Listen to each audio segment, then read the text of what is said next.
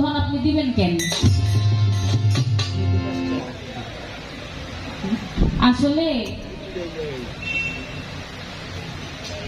গানের মাঝে সাধক কি বলেছে এটা আগে বুঝতে হবে। প্রত্যেকটা গানের একটা প্রেক্ষাপট থাকে। সাধক হালিম বয়াতি গানটি লিখেছেন একটি প্রেক্ষাপট নিয়ে।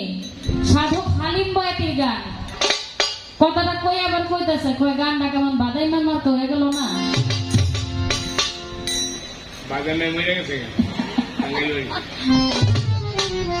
সাধক হালিম বয়াতির গান, এই গান বাদাই মামার তো হয়ে গেছে। আপনার কথাটা কেমন বাদাই মামার তো হয়ে গেল না?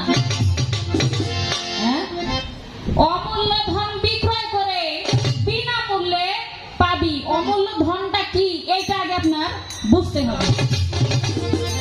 আমার আল্লাহ পাক পঞ্চটা চিজ দিয়ে এই দেহটা, মাটির দেহটা